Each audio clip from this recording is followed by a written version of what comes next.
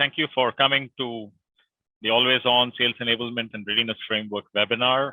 My name is Chari. I'm the CMO of Streams.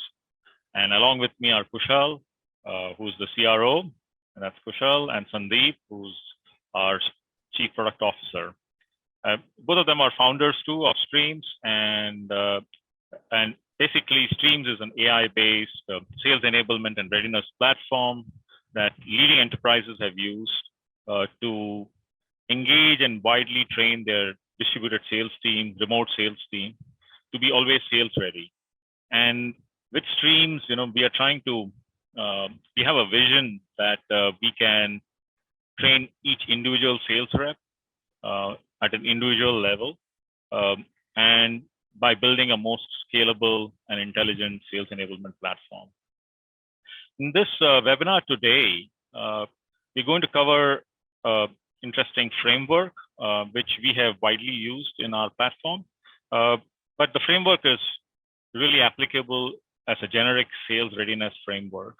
And Sandeep and Kushal will discuss the framework and also share insights on what things make the framework work, right? So let's listen into Kushal as he starts off the webinar and later go to Sandeep. And I'll be interluding with interesting questions and snippets as we go along. So thank you again for attending our webinar, and I hope you have fun. Another general comment, please feel free to ask questions in the Q&A box as you'll please, and we'll try our best to answer them as we go ahead. Okay, Kushal, all to you. Thank you, Chari. Chari, you are monitoring the chat channel. Yes. Okay. Hi, everybody. So my name is Kushal Bhamik, and I run sales for Streams. And before that, I used to run sales in Oracle for quite a number of years. I've been involved in sales management for a couple of decades before I started building Streams with Sandeep and Jabbar. Now, what I'm going to do is talk to you a little bit about sort of the framing of this problem. Now, in our conversations with customers, prospects, and our own research, we are actually seeing 5 trends, which, according to us, is going to impact the way companies are hiring and creating processes and building technology in order to manage their sales teams and in order to manage the customer expectations from their sales teams. Now, what are these? I think we're all aware that, but a couple of years back, sales teams had to rapidly move to sort of a remote first approach. We see that trend is going to continue. And there are a lot of tooling which has become available.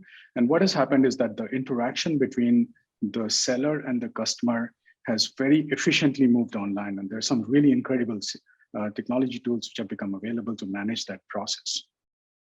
Now, buyers and sellers have become comfortable, so have companies. They have become comfortable with this model.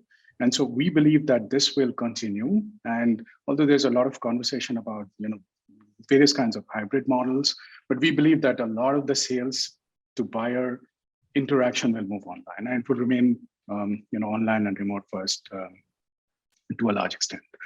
Now, what has not happened in parallel is that companies have not been able to completely sort out what impact it has had in terms of its ability to manage, control, influence, monitor, measure, and reward their salespeople, right? And what impact it has on productivity, what impact it has on culture.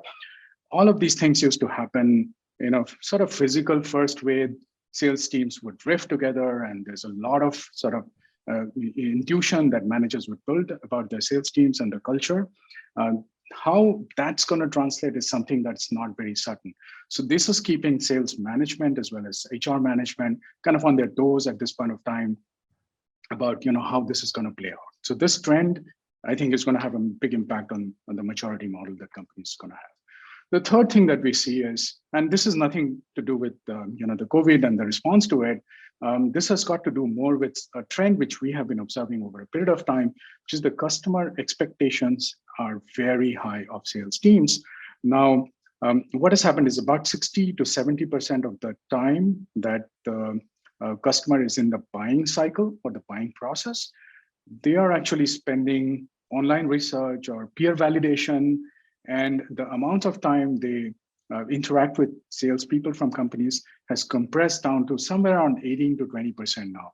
In a couple of decades, that number has come down from 30 to 40% of the buying cycle to about 18% of the buying cycle. This has put tremendous pressure on sales teams and sales organizations because they have limited time to shape the options or influence the options that customers are making about their requirements. And it has also limited the, the ability of sales teams to actually make mistakes and learn. So they have to be more narrowly focused in communicating their value. So it is kind of changing how salespeople are prepared in organizations. The fourth thing that we are seeing is that there is significant disruptions happening in business models and consumer choices driven by climate change, driven by lots of diversity and inclusion conversations that are going on. So customer choices are becoming different. Then the innovation which is being brought in through cloud and other technology upgrades that have happened in recent time, that's changing the nature of products. And then fundamentally, the business models are changing. More people are interested in moving to subscription models, and we are seeing that across in all kind of industries. So there's a lot of changes and transformations happening in just the business environment alone. Product cycles have become significantly compressed, and that is putting enormous pressure on sales teams to be able to increase the speed at which they're going to market because of the significant compression in product life cycle time. And the last thing that we are seeing is that there is generally, and this is across every time we have conversations with existing customers or new prospects, they're all telling us that it has become very difficult for them to actually hire experienced sellers. It used to be easier. It has become very difficult. There's higher churn at this point of time as a consequence of this. And we believe that just in South Asia, including India and Southeast Asia, it's probably going to be about 20 million sales roles created in the next 5 years. But these people just do not exist. So organizations will need to actually react and adapt themselves in order to manage what could be significant churn and what could be significant need for being able to pull salespeople who are non-experienced into sort of the sales profession, right? And make it easy and keep them there. Now, these are the things which are just there. They're secular trends. This is going to continue. And this actually is going to drive how companies actually hire, manage, and continuously prepare sales teams. Okay, now let me talk a little bit about something that is there, but it's not often spoken about. Now, organizations actually have enablement teams. The enablement teams are limited in resources. What we have seen is that typically the sales enablement or sales readiness functions will have a 1:200, 1:200, and sometimes 1:1000 salespeople to managers or enablers mapping. Now, what is happening as a consequence is that a lot of the effort or the investments they're making is ending up with the salespeople who are the closest to either complex value chains, or they are the best people in your enterprise. Now, as it happens is that only about 10 to 15% of the people, if you look at any effectiveness metric, whether it is quota attainment or such, are actually in your best salespeople category, right?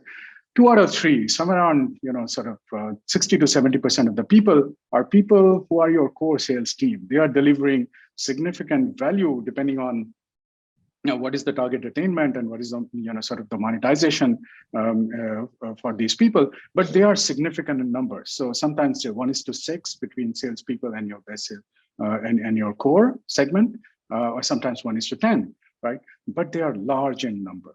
Now, the economic benefit that you have in moving these people just 10 percentage points is significantly different as compared to what you will gain out of your best people already. Right.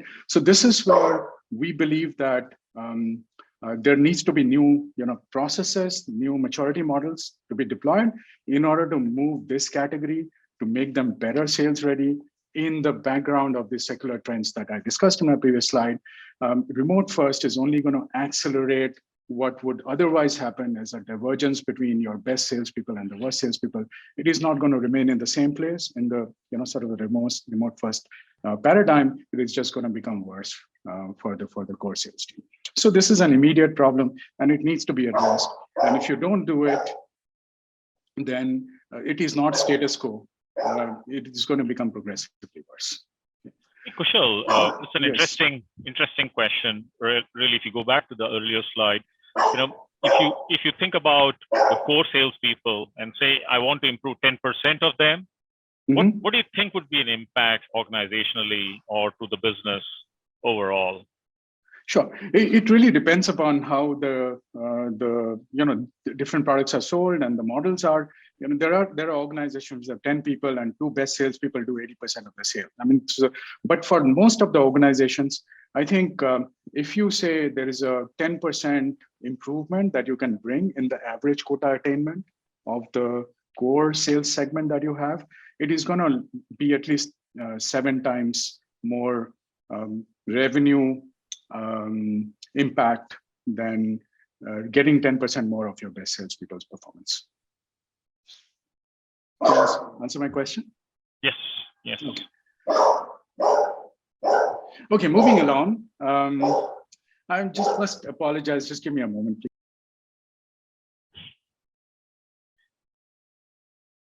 Sorry about that. The dog decided to help the webinar.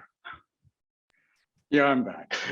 Okay, so what do we propose, right? So in the new normal, I think first, so we think that a model that works very well has a few principles. So the first thing is you need to move your sales readiness programs to an always-on paradigm, because it is no longer good enough for you to follow, point in time during onboarding. I'm going to do a lot of classroom training, and then once in a while, when new products are being launched, we're going to organize Zoom training or bring them all into a seminar kind of or a workshop and train them. This is not going to work anymore. So we have to move to, and this is a good thing about moving many of this process to digital, is because you can imagine new capabilities, you can imagine new ways of engaging and new ways of delivering this. Something actually we focus on quite significantly in the way we think about what areas of investment we want to make, what innovations we want to bring in the pipeline, right? So always on is something that you need to start believing in. The second thing is, I think, as I said, we are not going to get increased ability to make investments in, building large sales enablement teams or sales readiness teams. There is always going to be a ratio, but it's just that there are 7 times more people when you start looking at the sort of core segment, especially if you're just in a distributed environment or where you're depending on third-party sellers. So you have to take a data-driven approach. So you have to be able to get down to understanding the requirements of each and every single person, and be able to aggregate all of that across business lines, product lines, or any other sort of ways that you have of looking at your business. And then you need to make investments based on what needs focus, what is impactful for your strategy, what is impactful for the tactics that you have in this quarter or the product lifecycle events. The third thing that we think needs to happen is all of your efforts need to get personalized. So as I spoke about, this is going to be a diverse group of people. There are going to be lots of complexities. People selling different products, people belonging to different sort of organizational units at different sort of levels of expertise. So there is no other way of delivering the goods than in a very, very sort of hyper-personalized manner. So you have to not only get data-driven, but you need to basically use the data to actually customize for each and every single salesperson options, recommendations, insights, and then you have to put that into some kind of a collaborative environment so that people are being developed continuously. And actually, the good news is what consistently our own research and sort of more generic research has found out is that it is not the bonuses and it's not the sort of the growth in income that motivates salespeople. It is actually the challenges that they face, and it's actually the level of support that they get in terms of being able to meet those challenges is what drives people to remain within the organization. And this is going to become a big issue. And we are already seeing in the US and elsewhere, there's a big sort of the people, I think I was speaking to somebody in California just this morning, and they were saying that they are seeing 30 to 40% churn, right, in people. So in order to arrest that, the good news is if you do this well, people will tend to stay with you longer. The cost of a salesperson leaving your organization is about 1.5 times the target that you, or the amount of revenue that they're bringing in, right? So it's a massive sort of issue in the industry. So using sort of a overall guiding principle, making things always on, making things data-driven, making things hyper personalized, I think you have an ability to not just improve your quota attainment, but also kind of arrest one of the biggest problems in sales, which is churn. Right? Now, if I were to move on, let me talk a little bit more about what we mean and sort of in a more structured way. We spoke about always on. We spoke about data-driven. We spoke about personalization. But there's another quite important thing that is being brought on by the whole sort of remote-first conditions that we are facing, is that engagement and ability to manage has become quite difficult. So you need to think about what engagement layer that you want to put on top of all the capabilities that you're going to think about, right? So all of that needs to go with, so there's some very interesting things happening. Gamification is a decade-long idea, but it has been sort of deployed in sales environments and various degrees of success. But I think there is a overarching need at this point of time to perfect it. We see a lot of activity-based incentives coming on board, where people are trying to use these micro incentives in order to shape specific behaviors and motivate and move people along to some kind of an ideal sort of sales behavior profile. So there's a lot of innovation happening in that space. So if you think about the framework, which is always on data-driven personalized, I would say that you add another layer called engagement, and to start thinking about that and making some investments in that space. Okay, so it's a good point. I think for the audience, perhaps Chari can activate a little poll, which Sure. talks a little bit about the various capabilities that you may or may not be thinking or have already in your. So it would be nice for us to get a sense of what it is and then share that with the audience here for their benefit. Okay, so here I'll be launching a poll soon. Please go ahead and answer. You can click the multiple choice question. Please go ahead and give your choices.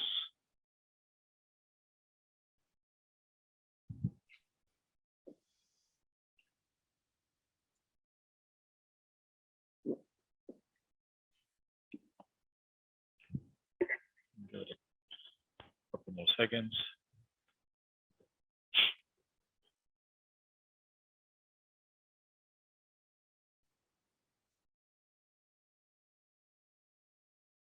Chari, I think you probably have to share your screen. Oh, okay. I have to share my screen. Yeah. Okay. Or I'll just maybe see how that. Just go ahead and share your screen. Yeah. Okay. Yeah, we'll talk a little bit about these capabilities in the second half, but it'd be interesting to see what the audience here thinks in terms of the investments. You see the poll at this moment? Not yet. Okay, I'm going to be ending it and share the results. Do you see the polls? Okay, so this is kind of interesting. I think we see a reasonable prioritization of this. So I think 70% are thinking about regular knowledge checks, which is great. Micro learning initiatives, always important for salespeople to learn on the go and quick. We see significant interest in gamification, activity-based incentives, and personalized coaching. Wonderful. So we'll share these results with you subsequently. Right. Excellent. Okay. So going back. You stop sharing so you can share back. Yeah. Okay, so what we're going to do in the next half, so I'm kind of done with my introduction. Sandeep is going to carry you through more specific sort of thoughts we have around some of these items, and talk a little bit about the impact that can create for your organizations. Now, basically, from while we spoke about the principles, the 4 principles that we follow, and we think that that those are great sort of principles to adopt in your programs. But we're going to talk specifically about 3 of the areas which could be enabled with these layers. One of them is sales optimized content. The second is automated knowledge checks, and the third is gamified activities. I think that the focus is really going to be about what are the things you could potentially be doing, what are the things you could do to improve, and more importantly, the real challenge that we see for organizations is largely in the adoption of the right processes and the adoption of the right technologies in order to scale the ability of the sales enablement managers, sales leadership, and sometimes the learning and development organizations to be able to actually scale the personalized sort of attention and the development that is needed across the breadth of your sales organization or the core of your sales organization, right? So, so with that, I'm kind of done. Before we sort of move to Sandeep, Kushal, a couple of interesting thoughts which I was having was, well, we talked about personalization in our this thing. So how do you think personalization would sort of manifest itself?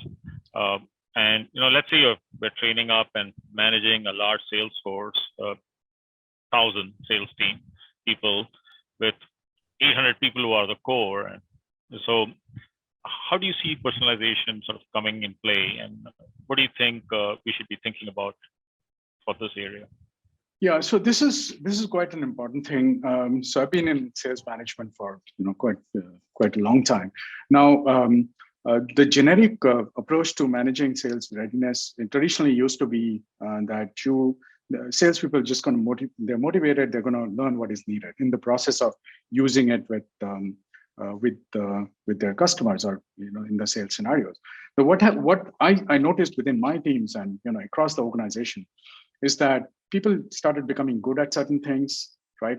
And they started filtering and they're becoming better and better at that thing. So it ended up that organization-wide, we had various imbalances in the way sales teams developed along the different product lines. And sometimes they were completely not aligned with the strategies that we had as an organization and what we wanted to sell and where we wanted to take the company.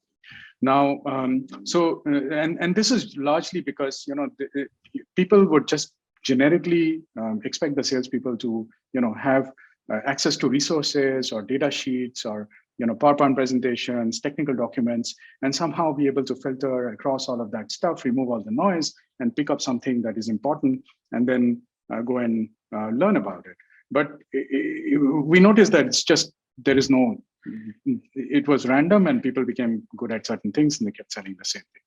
Now, personalization to us at Streams, and that's something we drive, actually means that every salesperson has 2 things going on. First is their context, which is in a multi-product portfolio company, you have differentiating requirements. You organize sales by region, sometimes sales by product lines or customer segments.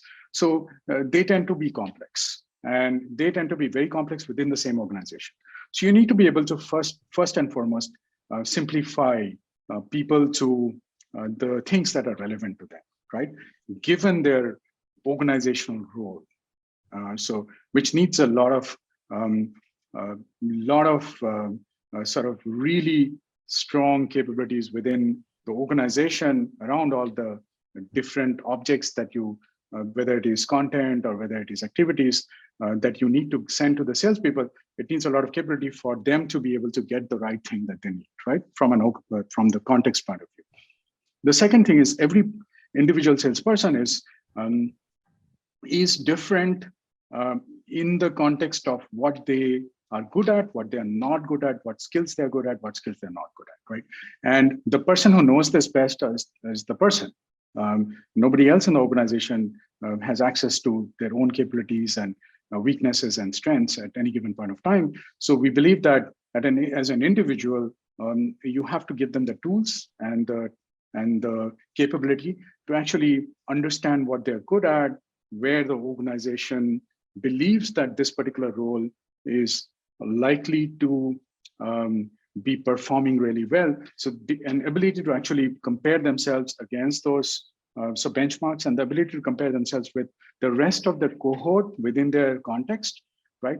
And then to be able to use that information in the right scientific approach method, getting access to all the material that is needed. That's kind of the second level of sort of personalization. So putting these two things together and then putting some really cool technology on top, and we do some of that, but there are some really interesting ideas in terms of motivating them, nudging them along, making them feel what success looks like, what is the next step to move them forward. I think that's the kind of personalization that is evolving. And I think in a year, couple of years time, we're going to see some really, really cool ability for this personalization start taking effect, and to start creating a clear differentiation between companies which customers actually love speaking to, and companies that customers are, like, I met with the salesperson, but I didn't get the answers to the question, right? So that's kind of how we see and I personally see the sales, the personalization paradigm. Yep, I think that's a good segue to the next set of activities. I think personalization really means understanding the individual person and sort of taking them forward on their own personal learning journey, right? And enabling that process across 1,000 people, scaling it across 1,000 people is, of course, a tech challenge, but it's also an interesting thing to work on so that you can improve the core, right? So, excellent. So, Sandeep, all yours. All right. Thanks, Kushal, Chari. Can you guys hear me okay? Yes. All right. So what we're going to do is we're going to talk about the first enabler, right, which is the automated knowledge checks. And many of you have actually said that this is an important thing, right? It is very important to understand where the people are, what their competencies are, right? So that's why many of the sales enablement managers actually conduct knowledge checks. But the way they do knowledge checks is many of them, as somebody sort of mentioned on the chat as well, they use Google Forms, right, to send them out. And they are done on a pretty ad hoc basis, right? You would say that, hey, there's a product, let's actually do a knowledge check. What we see as a best practice is it is a really, really important activity to understand the capability of your people, right? And there has to be a very, very strong framework that organizations need to put in to manage the knowledge checks. So when we look at a framework, right, so what the best practice here would be. So first is you need to first identify what is the competency map which is required for every single salesperson. Right? We have been talking about personalization. We've been talking about you have complex channels, you have different types of salespeople, right? And the skills that they need, the products that they sell are actually different. So you need to identify what is actually important for these people so that they can be judged on the right skills per se. Now, once you kind of identify that, hey, this group of people need to be skilled on these products, these skills, then you need to go in and say, how do I test it? Right? What is the most representative way of testing the knowledge? Right? And that's where typically you would go and start creating questions, right, to check the knowledge level. Now, as you look at creating the questions, clearly you know the domain, you know the topic, so you would create the questions. But there are few important items to consider there as you are actually creating that question bank. Right? So one is you need to keep the question bank interesting, right? And when I say interesting, try to see what you want to test, and are the question formats allowing you to test those types of knowledge. Traditionally, if you look at a multiple choice question, there's only so much that you can actually test using a multiple choice question. But you would actually have processes that people need to know about, right? So does your sort of enablement tool allow you to create questions which test process knowledge, right? or if there are visual questions, right, that you need to look at something, does it actually allow for those type of things? So ensure that the questions which are actually getting created will give a very representative view of the knowledge that you actually have. Okay? And then finally, make it personal for every person, right? And this is not humanly possible for somebody to come in and create different tests for different people, right? So technology plays a very important role, right, in personalizing the checks, right, and then distributing them, right. Now when we talk about personalization, there are two types of personalizations, right? So one is uh, based on, I mean, what they are selling, what is actually required, and the competency map that we talked about. And the second is based on their own skill level. I may be really good at selling a particular product. I've been doing it, and consistently I'm getting like a score of 95 on that product. Right? So it's important for me to kind of do a holistic check, right, of things where I am weak, what I need to improve, so that that whole automated or the personalized part, right, needs to factor in all the various components and then sort of create a personalized adaptive sort of check for the person, so that you get the best insights out of that, right? And there can be like really a lot of great insights that come out of it. You kind of get a sense of not just where people are strong, where people are weak, right, but what their forgetting curve is, what they actually remember, how long do they retain information. So there's a lot of insights which come in as you start to personalize and automate these. Then the other important part is, right, you always have to think about, you're asking somebody to take a assessment, right? And I mean, somebody told us that, hey, in Google Forms, it says, thank you for submitting the form, right? And that is such a poor experience, right? That you have assessed somebody and now you're actually saying that, thank you. Right?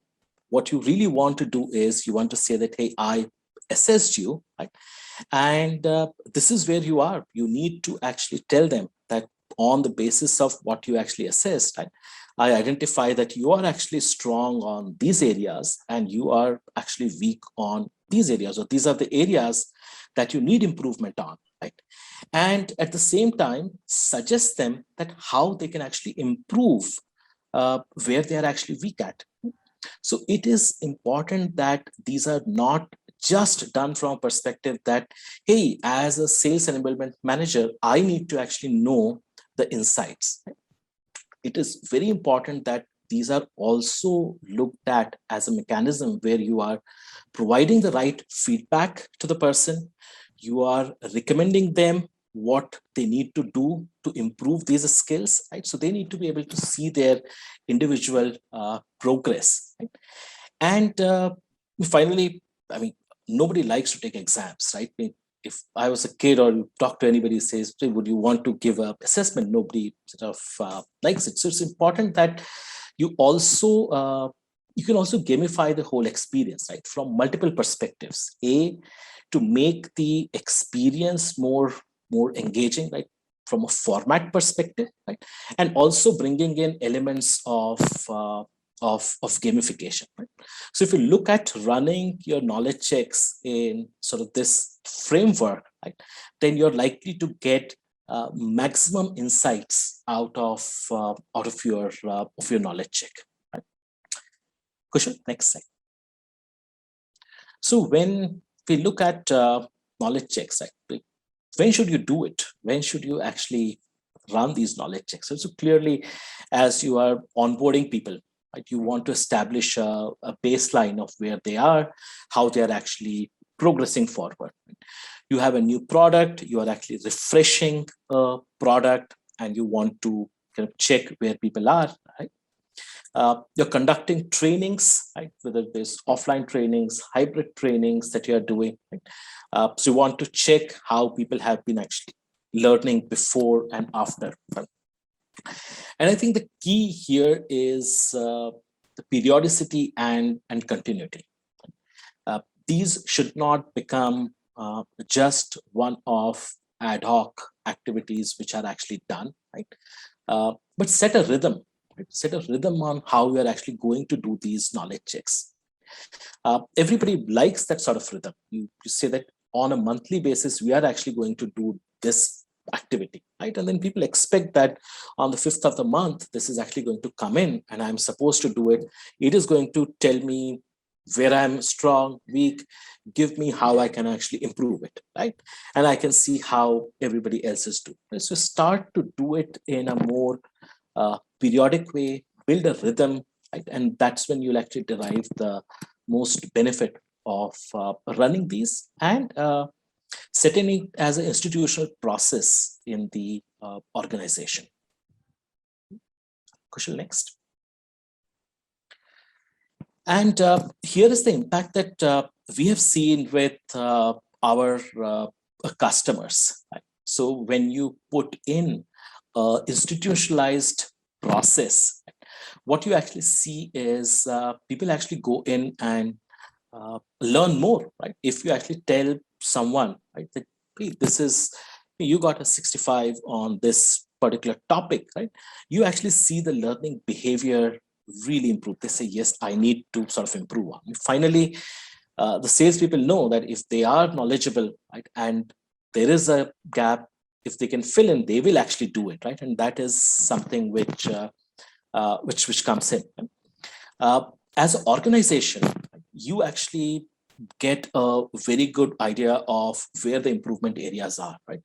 We actually had customers who could who had to actually tweak their marketing campaign because they identified that certain topics were not understood by the sales team and they were really going out pretty heavy on those topics, right? So they went in further training. So understanding that is huge value, right, on understanding where the areas are. You know, as you are actually doing these trainings, right, how you are moving the needle on knowledge. You can actually look at the ROI of the various efforts that you're doing, right? And over a period of time, we see that people actually retain knowledge because you're doing it on a continuous basis. So finally, you really that always ready salesperson, right, becomes much closer if you do the knowledge checks using with. So Sandeep, one interesting question on Google Forms, right? If you use Google Forms and try, and we know many customers have tried that and they use it. Right. And you sort of compare it with our kind of implementation, while it's one portion of our implementation. What do you see as the differences in the execution? Right. So I would say, I mean, one is clearly saving time and effort. Right? And time and effort could be in both in distribution, creating a question bank, right? Following up with people, right? People have to, I mean, Google Forms does not send an automated message saying that, hey, you have not completed it, to complete it, right? Like people have to drive these activities. So you have to, it saves a lot of time in just preparing and distributing. Right? But more importantly, right, the other important is feedback to the people. As you actually do these activities, they are not just for your analysis itself, right? It is for helping the person who is actually taking these assessments, improving them, putting them through a learning journey as well, right? So that whole experience is pretty disjointed for the person, right? From the time they actually take the assessment to the time a reinforcement happens. Right? And the third is, I mean, reporting. I cannot actually describe with some of the people that we have actually talked to, the amount of effort that they take in to take the data from Google Forms, right, and then start to map it to their business hierarchies and identifying where somebody did right, wrong, right. So the whole out of the box analytics that the platform actually brings in, right, is a massive impact, right? I mean. Right. Excellent. Yep. I think. Yep. Okay. Now the next is sales optimized content. And when we talk about sales optimized content, sales content does not need to be like PPTs and data sheets only. I mean, that is what a lot of people actually use, right? That you say product, they say, here's a PPT, you actually go in and send to people.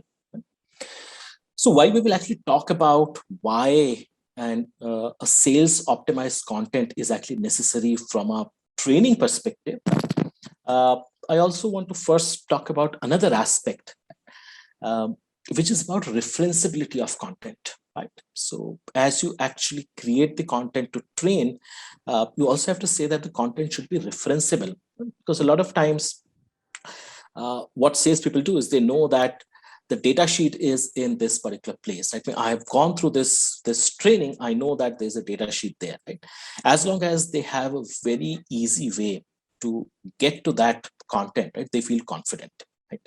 So it is important that as you actually look at your sales content, you have to make it very easy for somebody to actually go back to that particular content, right? And many of the learning management systems, right, focus purely on training, right, and not so much on letting people actually get to the content that quickly, right? So we see that salespeople actually love it when they actually have information at fingertips, right, there.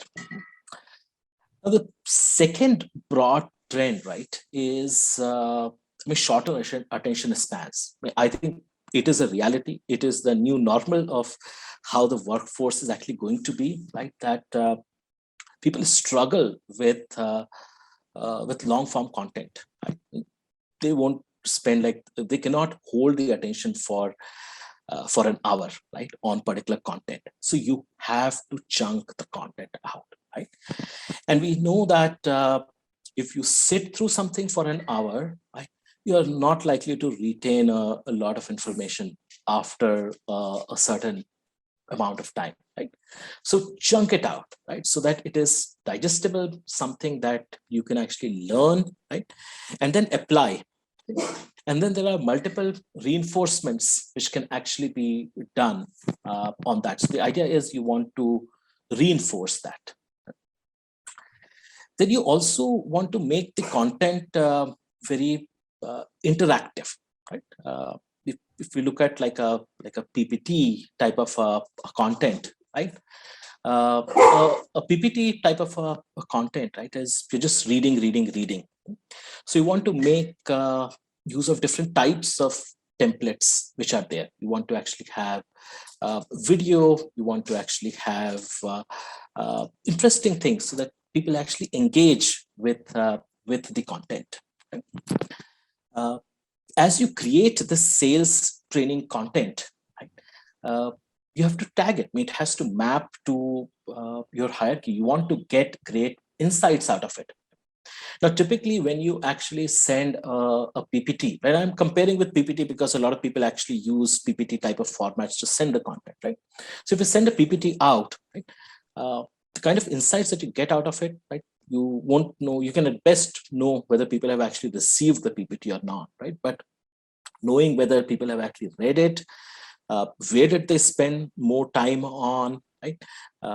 What did they understand? What did they not understand? What did they engage with? So really, you won't get a lot of insights unless you sort of optimize the content in this particular way. And at the same time, right, while you say that, hey, this is the sales optimized content in this way, creates a lot of benefit in terms of getting you insights, making it more interactive, right?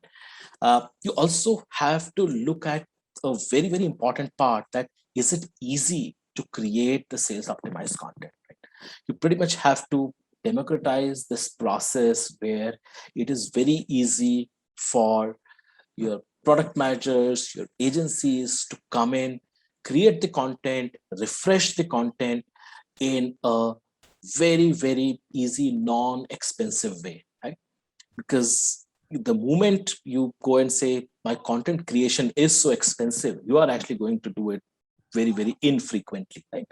So you have to democratize this process so that you're able to have the right velocity of content creation, and then you can get all these great benefits out of your sales optimized content. So Sandeep, one interesting question that has come up is really, when you look at this sales optimized content and think about it from a on the job environment, any thoughts on how you feel sales optimized content would be used in on the job environment? How do salespeople would use it on their daily job? Right. So can share a couple of sort of ways in which we have seen people sort of using it, right? So we started off saying that referenceability is really important for the salesperson, right? So as you go through a training, right, you say that I'm introducing a particular product, right? They know that there is a great video that I have actually seen there, right? They know that there is a fact sheet which is out there. So few of the times we have actually seen that as they interact with customers, they say that, hey, I could really use some help here, right? And right after the interaction, they go in within literally 15 seconds, get to that point where they were probably struggling with the customer, right? And improve themselves so that they know that for the next person, I don't need to kind of do it, right? So what you're doing is you're learning that specific thing, right? While you were actually struggling with it, rather than actually going through like a 1.5 hour learning course to identify that, hey, it was probably in chapter 4 somewhere that I actually learned about this one, right? So that is one which really reinforces. The second thing is, and this is not so much on the job learning, right, but how it really helps them interact with the customers, right? You see, for example, they say that written word is more powerful than spoken word, right? So sometimes you see that people actually show some of these videos, right, or some data sheets to customers as well, right? So they have this ready reference on their hand and say, hey, let me actually show you a interesting video on this, right? So part of their module, they say, hey, look at this, right? So some very interesting use cases. The important thing is you give a tool to the salespeople and they are smart, right? They know how to actually use it, right? They know where they're struggling, right? They know what they can actually use to actually convert a customer better, right? The important thing is that we need to give them a always on tool, right? And the moment we can actually give them an always on tool, right, it's really their creativity. And probably one of the most resourceful people, right, in any organization, that they'll go through any lengths to find how I can actually get the information to sell better, right? So very, very interesting things happening there. Excellent. Right. Thank you. Then I'm actually mindful of time, so I'll kind of move little forward here. So the important part, right, I would say is you have to do it on a continuous basis, right? And what we actually see is the impact is that people actually spend a lot of time. These are smaller sessions, but the frequency of these sessions is very, very high, right? And this truly makes the learning more permanent in a way, right? It sort of it stays with you for a much longer time, right? Which we can actually assess using our automated knowledge checks that we actually talked about, right? And with this, right, you're actually getting continuous feedback, right? Both implicit feedback in terms of what people are using, not using, right? At the same time, explicit feedback on ratings and feedback on the content, right? So quickly able to iterate on your content, see where you need to have more content, different type of content, right? And given that you have democratized the process of content creation to some extent, right? You are able to react much faster to really the content needs of the salespeople, right? So big impacts there.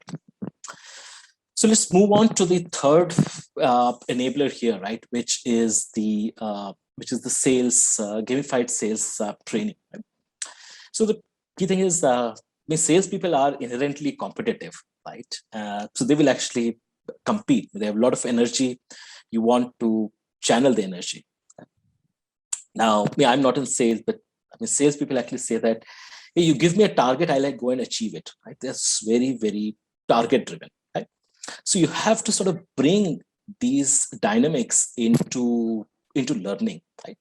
So you have to tap into the mindset that they already have, right, about achieving a particular target. So you can really energize your teams, right? When you look at all this learning, if you bring out that whole uh, competitive spirit amongst people, right? And it sets the right goals for them. I think learning should not be just about learning for the sake of learning, right? You want to kind of reinforce and tell them that, hey, this is where this is what you need to achieve on, right? And gamification lends itself very, very well, right? What is important is you need to look at a tool, right, which allows you to set and reward the right learning behaviors, right? They would be very different for your organization, right?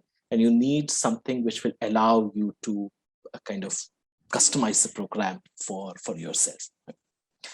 The other important part is giving badges to people, right? Or giving them different achievements. And two important things actually happen out of that. Right? One is they actually feel belongingness, that, hey, I actually belong to now the gold tier, right, of the program, or I belong to a particular, I'm in the champions category type of thing, right? Uh, but it's also a reassurance for the salesperson, right, at some level, right, where they say that, yes, now I'm actually skilled on a particular product, right? And that confidence is actually very, very important, right, as I'm actually going through it. So sales training also helps build that confidence, that sense of achievement, right, that one actually gets in, right, has a big rub-off effect in terms of how they actually approach the customers, right, how they actually sell out. So very important to actually build these accomplishment badges, right, so that they feel much, much more motivated, right? So not just for achieving the goals and task completion, but also from that perspective, right? And these programs, right, I actually share some best practices on how you should actually run these programs, right? But I mean, it's important to actually make sure that you announce the program, do the right follow-ups, right? So let's move on to the next slide. I'll share some of the best practices there, right? So one of the things is that we see that the contests which are actually there, right, they are finally based on emotions of people, right? And they don't need to be like financial at all rewards, right? I mean, they can be social rewards, right? I feel actually good because I'm actually amongst the top 10% in my city, right? Or I've become a better salesperson, right? So you need to really tap into those emotions, and uh, it's important to actually pick something which allows you to kind of work at a more behavioral level, right? Second thing is visibility, right? You cannot run a contest in isolation and say, I'm going to announce the results after 3 months. Does not work, right? It is something where they need to know how they can actually win. They can need to know what kind of actions they can actually take, what awards they've gone, what they can actually do to achieve, right? Finally, what you're doing, you're tapping into their competitive spirit. They need to see where they are, right? It is a group activity. That visibility is extremely, extremely important, right? And they need to be able to visualize success, right? It is very, very, very important. And the last is, as part of the design, right? Don't have one big milestone at the end, right? You actually have multiple wins, right? You want to have intermediate wins. Say, I win something. Now, if I do something, I'll get something else. If I do something else, I get something else. Right? So you want to progress them in, right? Make sure that it's just a little bit away. Again, playing on the emotions of people. Right? And last, if we move on, right, the impact that we actually see, right, with all of this is how people actually engage with content more. We see 2.5 times as people actually have to achieve these goals. They know that I need to refer to content again. I need to complete what is actually out there and to search for some of the content, right? So there's very high engagement, right? And we see that the number of times people actually come back to the application, right, or the number of sessions actually increases significantly during contests, right? not just for actually completing the activities, but I just want to check where am I, right? I want to see 3 days to go. Am I actually in the top percent, or have I actually achieved this badge or not? So you see a very high engagement on the user activity there. Yeah. So those were sort of the 3 enablers. Now, Kushal, over to you to sort of summarize this.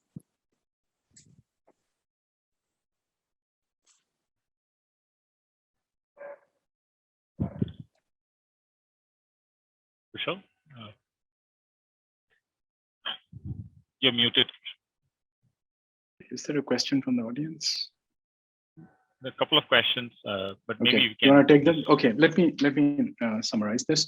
Okay, so so this is we spoke about sort of the overall sort of conceptual architecture for doing a continuous deploying continuous framework for managing this in the background of some secular trends which are happening, and this is kind of quite important. But the good news is that if you make an investment in going up this maturity model, so not only this is probably going to be one of the best ROI on the investments that you make in preparing your salespeople, right? And it is sustainable. So we have noticed many of our customers, they get up to 8 to 10% quota attainment in the core group, which is significant economic value added for organizations, right?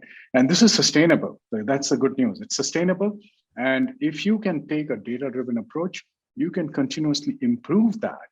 And you have new capabilities that did not exist in the past. Very critical for strategic success for organizations. The second thing that we have seen, and these are things that we have seen with our existing customers, over 200, 300,000 users, is that one of the things that it arrests is this regression to selling the same products that people have. Why? Because by some random act, they just started selling that and they started becoming better because they were indexing on that particular product and they attain mastery and they're just selling that, right? Guess what happens in 3-4 quarters? They become the worst performer. So one of the things that we have noticed is that salespeople tend to sell more categories, and you can execute more product lifecycle strategies if you have that power, right? So this is a significant benefit, especially when you're launching new products and new product launch cycles are getting compressed. And success is determined by how fast you can get your messaging out there to customers.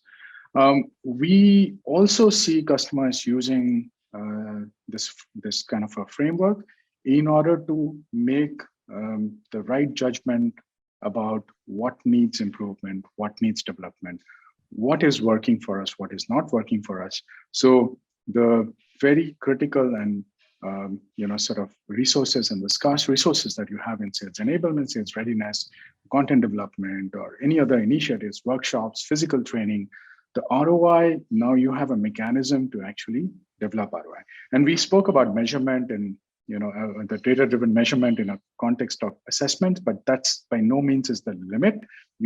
We have seen conversational analytics, we have seen many other forms of measurement. So investment in data-driven sort of methods will help you improve your ROI. And the last but not the least is you will have churn, you will hire new people, you will hire new people for growth. And one of the big issues with new people is that if they become good fast, they sell fast, right? So we have seen the reduction in the time to productivity for salespeople become compressed significantly, sometimes up to 75% reduction in the time, months to weeks to days. Now, the other thing which happens is that a lot of the salesperson churn happens in the first 12 months, and it's just a known fact. And you make significant investments in salespeople. I spoke about the numbers, but if you lose a salesperson, say in an ASEAN market, you are down by $30,000 to $40,000, right? And if it's a performing salesperson, then it's even more. But you can actually, if you get people to productivity faster, they tend to stick. They don't churn. right? So it's a significant benefit. So these are some of the, sort of the value that's that can be expected, that we have seen our customers realize. But people who are kind of, and we strongly argue that if you take this framework and start building some maturity model around it, processes, people, technology, then you will be able to realize the benefits that I pointed out here. With that, we are at the end of our prepared session, so open to any questions. Yeah, so we have sort of exceeded our time. So maybe we'll take a couple of questions which are there, and other questions we can potentially answer as we go forward. So one of the questions which has come is, can you elaborate how more about creating a sense of belongingness and camaraderie across the sales team? This is an important time during COVID times where everybody's trying to work remotely. So would you like to sort of one of you answer that question? Maybe I can take a shot at it and Sandeep can add. So this is a very important thing, and we kind of added that that component about engaging, motivating. So I've been in sales all my life, and one of the things that used to happen in sales is that you build a certain kind of culture, right? And that culture either builds an organization or destroys an organization. Mostly, if you look at organizations do well, they've got a great sales performance culture, and people riff together and they learn from each other. So this is for typically where you have your own sales teams, right? And that is an important way that culture gets transmitted, and that's a big deficit we have at this point of time. So I think we don't have all the answers to how the technology can be used to actually create just overcome that.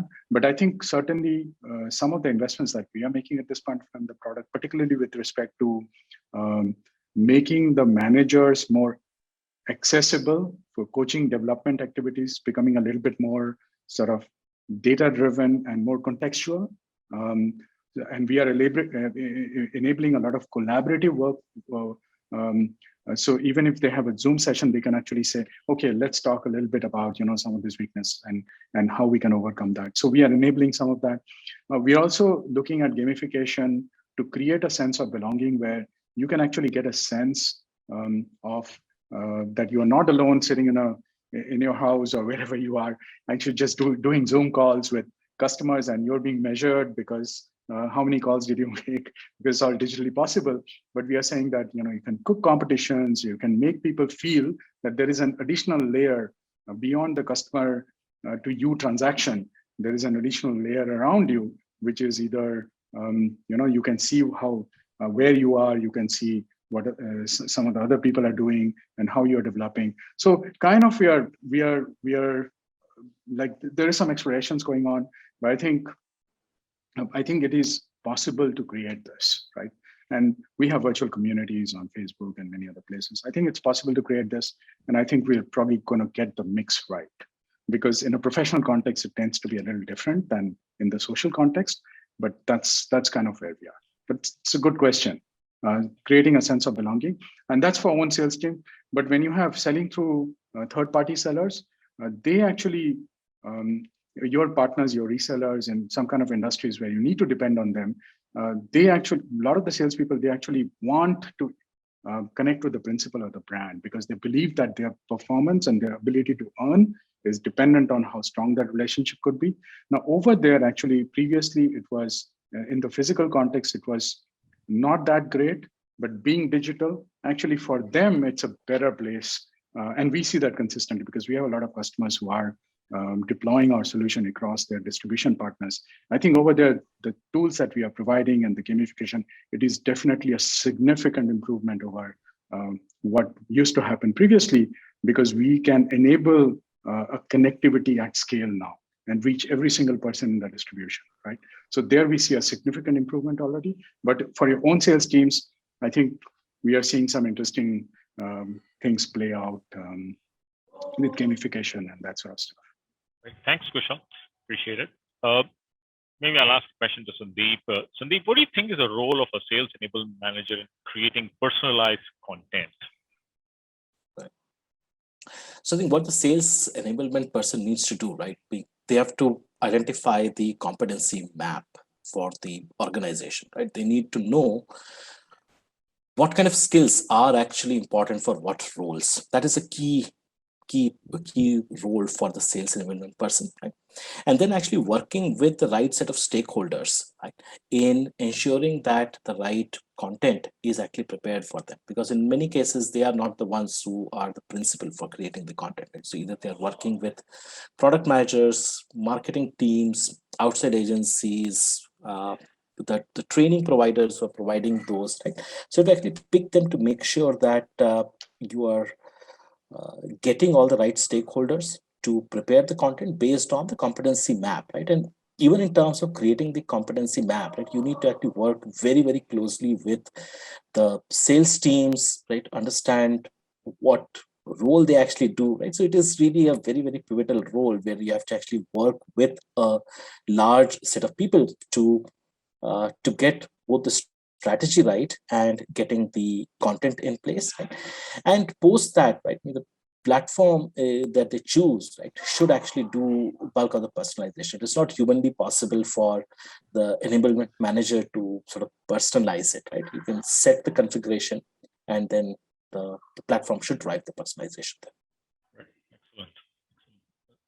There are many other questions that are coming in. Let me look at one more question, and then we will maybe answer these other questions online as we send the content to everybody. One of the questions that just sort of come up is any certifications employers look for when they are hiring sales enablement managers. That's a really interesting question, and maybe I'll take the answer for that. In reality, this is a new emerging field. A lot of people are, it's sort of developing. Actually, if you see in LinkedIn, the growth of sales enablement function is gone up in thousands of percentiles. So, and at the moment, a number of certification programs are actually available from various bodies, including LinkedIn themselves and other bodies who are providing some level of training for sales enablement managers. And so, do people look for these certifications? I think certifications can add some value. It will give you some idea of what you're developing these capabilities.